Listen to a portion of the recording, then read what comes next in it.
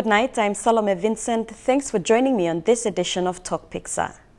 It's taken a while, but finally there is progress in strengthening our border provinces. Last week, we witnessed the groundbreaking of the first ever border management office to be built at the Wutung border post in Sandaun province. But that establishment needs to be fast-tracked into other border provinces. In the Western Province at the Wiam border post, illegal killing of endangered animals is becoming a norm. A lack of government intervention has caused locals to find their own means of making money. Meredith Kusa reports. Every day, Papua New Guinea's protected animals and marine life are being slaughtered for the lucrative Asian markets along the unmonitored PNG-Indonesian border in the Western Province. These illegal activities are happening due to the absenteeism of government services and officers at the Wiam border post and Bula village in the South Fly district. Wiam, situated inland, and Bula on the coast are the last PNG villages before entering Indonesian territory. Border Development Authority officers also witnessed this, including trading between Bula villages and Indonesian poachers when delivering materials for social infrastructure projects at Bula village and Moorhead station in August this year. Indonesian poachers are teaming up with PNG villagers to hunt deers, shark fins with river fish like Saratoga, barramundis, and even poisonous Papuan taipan snakes. Deer meat is sold at 12,900 rupiahs, that's about 3 kina per kg in Indonesia, and the poachers do not leave until the eskies on their dinghies are filled up with 750 kg worth of meat. Saratogas are sold for 15,000 rupiahs, that's about 4 kina per kg. Barramundis air sec when dried is sold for 1.2 million rupiahs, that's about 300 kina. It costs about 20 kina in Daru and 50 kina for this. And the bag of yams, I just traded with these clothes. See these clothes, I traded these clothes for Baramandi. That shows how needed these people here. They need service, they need a lot of economical activities. They just exchange clothes with this valuable baramandi. Both fish are sold to be processed for medicine in Indonesia, and Papuan taipan is sold for 43 million rupiahs. That's about 10,000 kina for their poison to be used for medicine. Bula villager Mark Pai said that the poachers have taught them a new technique of killing deer with knives. This is rupiah, Indonesian rupiah. This is 50 rupiah.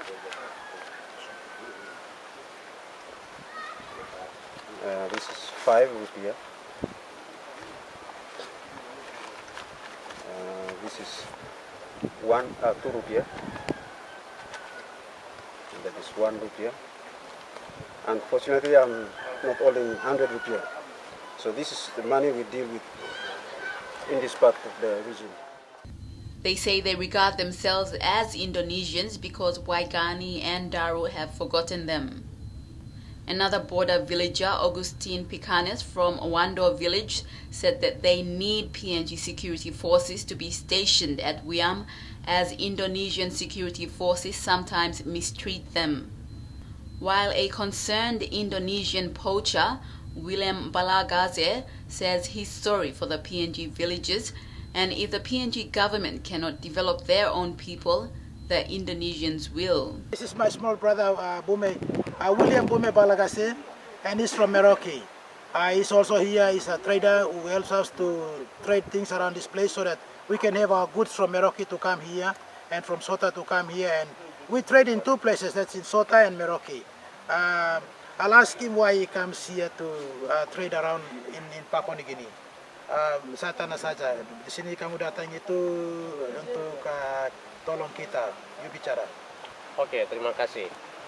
Saya datang di sini, ya, saya lihat pembangunan di border khusus selatan ini sama sekali sangat terlambat.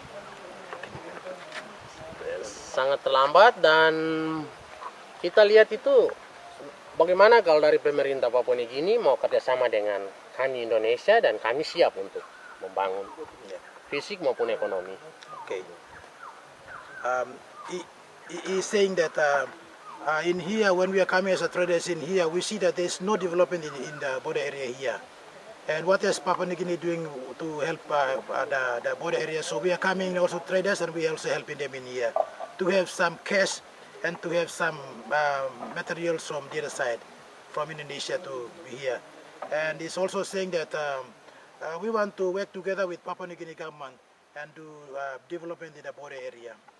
WM Border Liaison Officer Denson Gunson says all police stations, border administration buildings, schools and health centers along the border have closed down. The government officers have all left for Daru. At this stage, as it is present, there is no officer present, including police, at WM government station.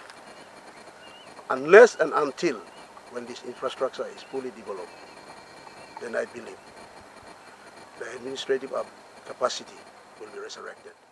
Meanwhile, Bula health worker Mobia Abusi said he's been commissioned by Foreign Affairs Department to issue permit to both Indonesian and PNG border crossers, and BDA officers witnessed him issuing permits to Indonesian poachers.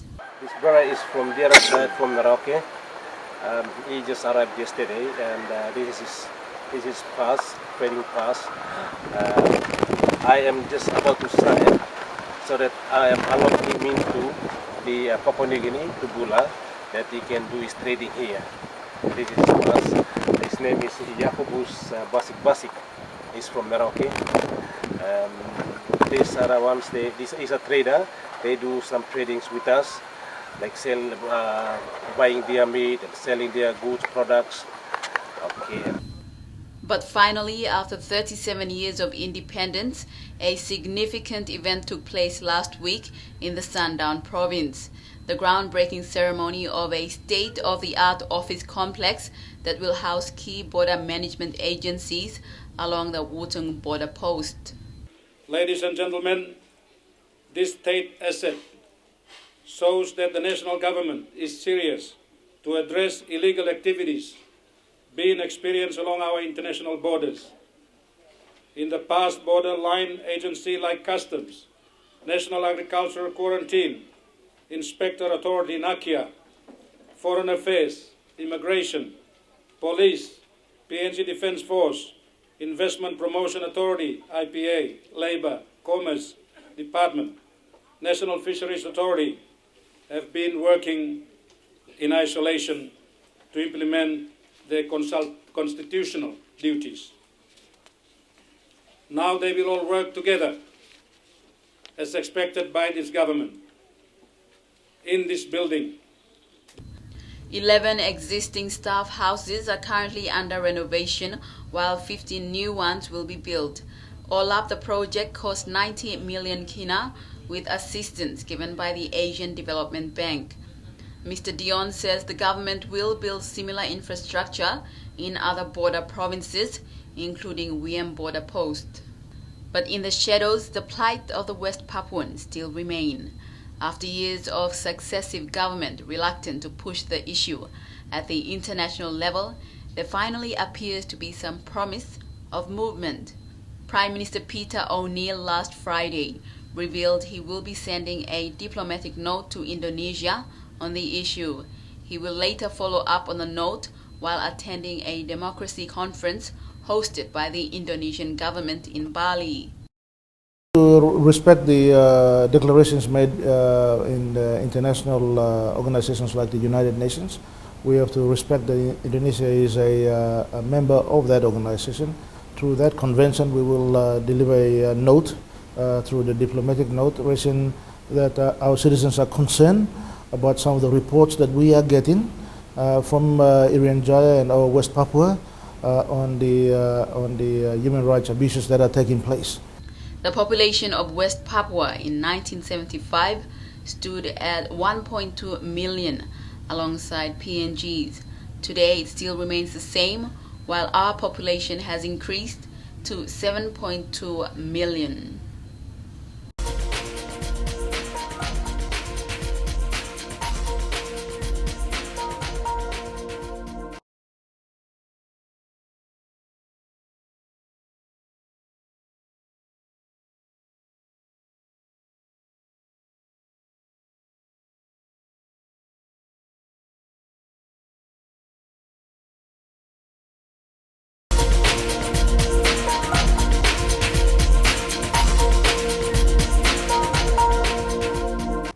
The weather has not been kind to the people of Southern Highlands lately. Those living along the Muvi River in the Pimaga district of Southern Highlands have had their food gardens destroyed by rising water levels. This happens every time it rains. The locals claim this began 10 years ago when a bridge was built to accommodate the Kutubu oil project in the province. They are now desperate for the government to step in and assist. In this TokPiksa piece, the locals tell their own story with the videos they took of the situation there.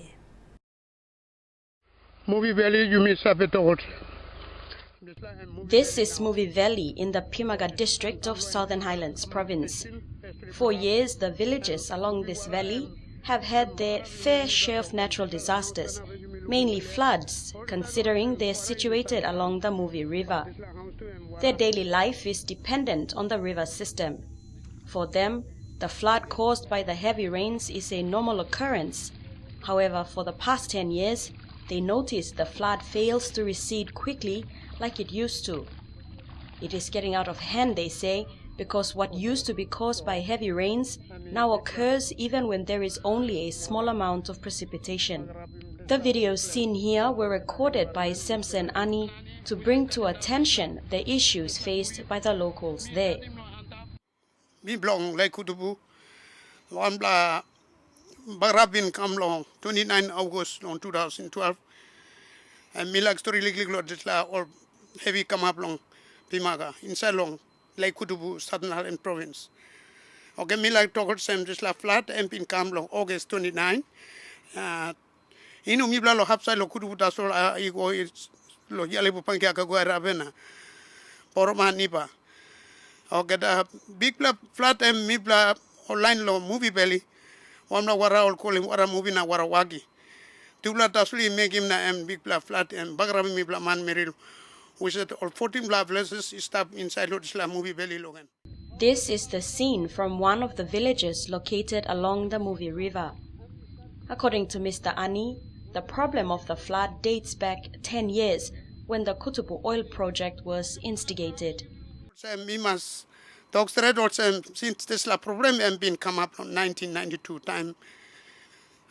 Karen Brothers, Chevron giving one contract to Karen Brothers. Karen Brothers working one big bridge lo movie. This time wara work lo solab na plan the environment arilo. This la two wara bagram all get something. And then beyond this la flat come big plan. Tesla M1 bla big bla something na or something wara karim ko house to wara karim ko na me looking more some this la inu good tumaso because before this la inu bin sakama. He said whenever it rains, regardless of how heavy the precipitation is, the water swells significantly and always affects the daily life of the people. Roy Milabe, a local, explains. Also, look at the pig long. I'm a house pig here. That's why I'm wara karamabim na. Wara karamabim no. I also was him sak long to this layer. People are looking this la plastic, yeah, orange plastic stuff there. I'm was him sak long. So I'm this la I'm karamab now. Toilets are submerged underwater and children cannot go out to play. I'm house here, I'm wara karamabim. I'm stable now. So this la house. This la house no. Next 2-3 days time, what up I going to this house? And one big house. Now big family size stable one. I'm using to look more beginning stuff. Papa mama blowing go out now. Now, I'm beginning how to go out so all stuff does all inside the house. So working fire now. All stuff inside. Notice how close the water reaches up the main entrance to the house. Most, if not all of the houses here are built on stilts, an advantage, yet the situation brings their daily activities to a halt. Everything underneath the house has either been washed away or simply cannot be seen and or gathered. Some people have had to move away to higher ground Others choose to remain. However, they can only remain indoors, and traveling outdoors is only done using canoes. There is nowhere to go, no garden to attend to. Gathering food is a struggle. Even animal activity is restricted to, well, nothing really. Okay. Canteens and trade store businesses were halted. Even the local elementary school had to be moved elsewhere, and classes naturally suspended for 3 to 4 weeks. Time flood been come up August 29th. House blow me wara been sim. House blow me bla family blow sleep blow one wara sim. Na wara kamanta bolgeta so mi bla na mi bla gosta blow house mana. Really trade store blow me wara tuk sim wara kamanta bolgeta. He coming up now. Morning time mi bla lugum wara go down na mi bla kam. Straightening my clothes or sanding where wara and washing karem going set na bagarabim longan na mi bla stop. Okay, jila tubla diwa step em by day. Upside and main wara where mi bla sai go kam logan. Het blo wara mandap tail blo wara move bridge tamblo. Na about 6 kilometers lo this la road. Na am big blo high wara come up. Am tamblo lo move bridge and bagrab through now. Lo here am one kind of same. The water on this side has gone down, and Samson Ani explains some families who moved away to higher ground have only started returning home. Wara tight bagrabi mol kauku garden now tubla meria tubla kamati mistape swim also suppose tubla larim kauku garden also kauku wara kilimpini so all kake blow by bagrab so tubla start harvesting now morning. The yellow leaves of these plants also indicate how high the water level was. Water has receded on the main Kutubu access road. Vehicles can now travel through on their way to Mendi. However, how long will that last with the rain season already here? The movie bridge, built by Chevron New Guinea a decade ago, is the cause of this unnatural flooding. At least that's what the locals assume. Where are the sediments, stones and boulders taken to? And this lawara and ronia and Parawagi one time movie to join lo antaf and before being ferry stuff times getting brothers cutting on the road. So me at me Sensenani ni cutting this la picture lo yellow movie. Now could we actually road to come goats and looking at la quarry come ko andab lo hapta lo wara all get no gat on the dambi. Dambi long and no gat and waratas. This side quarry two and one kind. Mibla laki mol Karen brothers mas panim some like way long remove him this la or sanin iko underneath warana wara I tight ikamanta. Stone or no damiblo nan la dambin area. So wara em sulab ko andab na wanim ligli rain come up em sa sulab area. Currently, the locals have taken it upon themselves to find the real cause of this unnatural occurrence. They are calling for the government to assist the community, importantly to establish if the oil project has contributed to this mishap.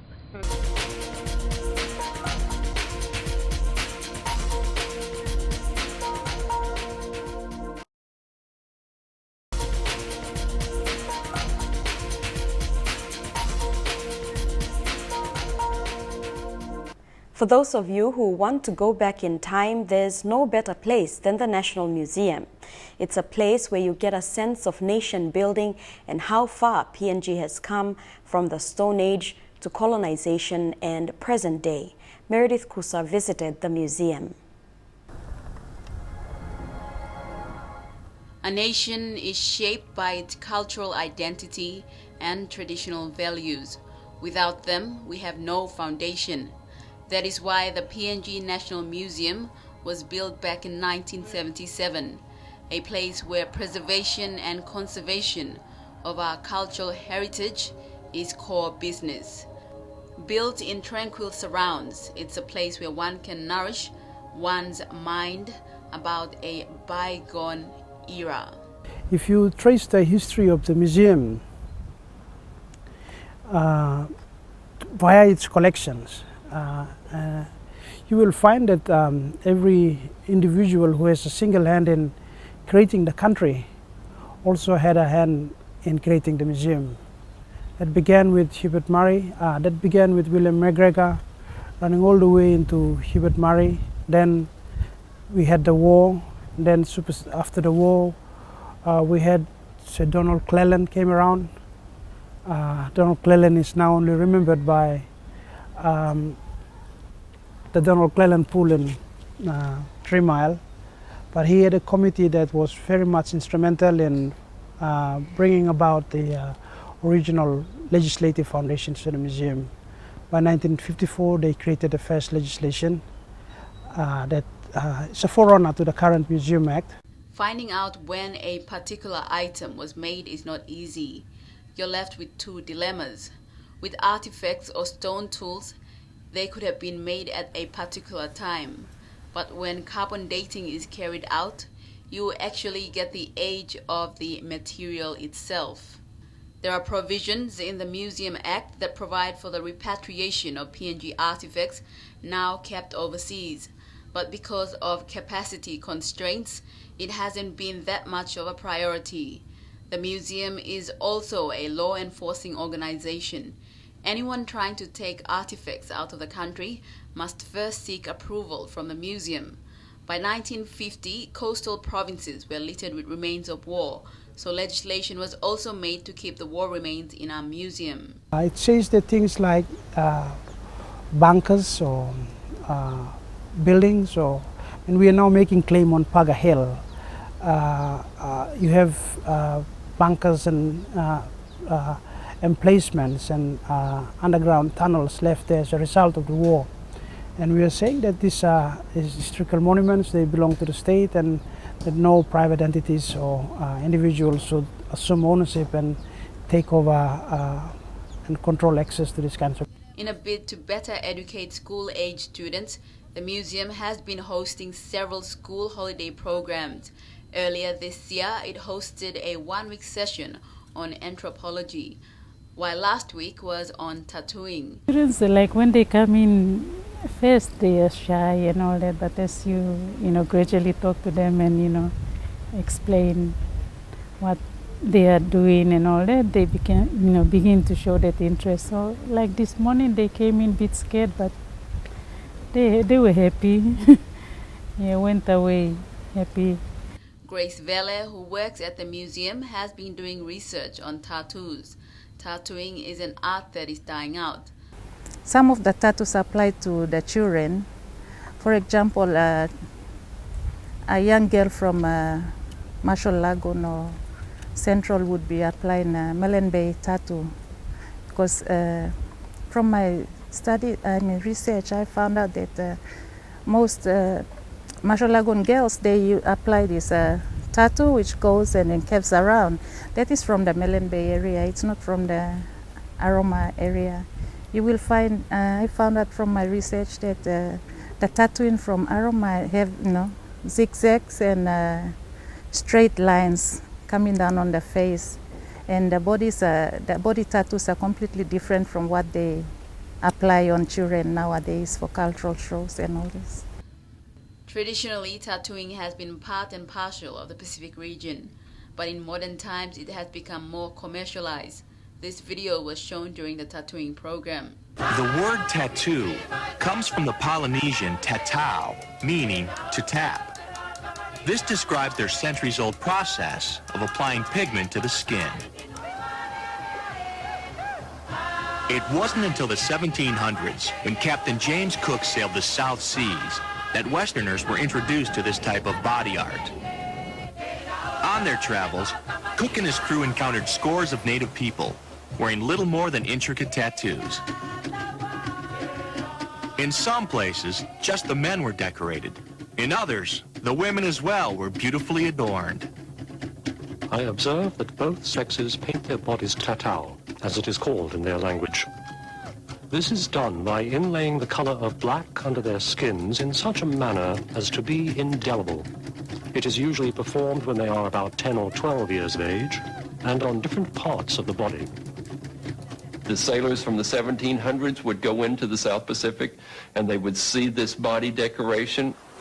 Probably a lot of those sailors saw those tattoos as totally scary and was completely repelled by it. We went as far as Cape Rodney side just to look for this. So normally most of these are taken off and then they use one. So it's held like this with another pair, the tap-in one, iboki, to do this. And then move it steadily. It's very painful. So once they do the lining, and if they want to do a thicker, something like this, bit thicker, they have to tie extra tones, either 3 or 4, to make that, thickness, to get a thick design onto the body. Yeah, so it's very painful to have a tattoo. A fish bone, because my mom is from Central and my ancestors were fishermen. That is why I wear a fish bone on my hand. It should be up on my chin, down this way. But I didn't want it. I just wanted it here on my palm. This is a shield. Back to the museum building itself, and there are plans of restructuring the present building. But not just that. A few hundred meters to the right, the construction work is being carried out on a cultural center. But recently some Chinese have begun coming in. You can see some groundwork going on.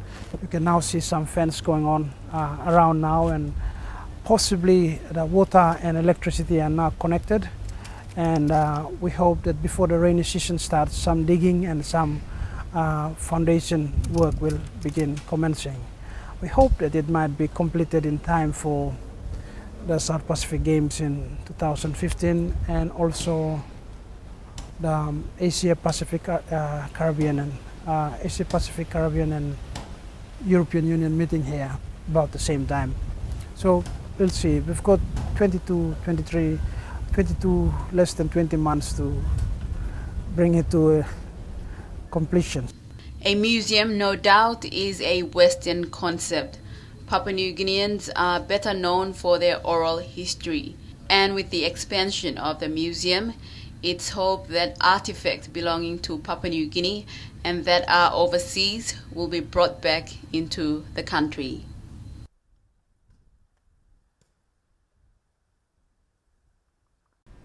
And that brings us to the end of TokPiksa. Until the same time next week, good night.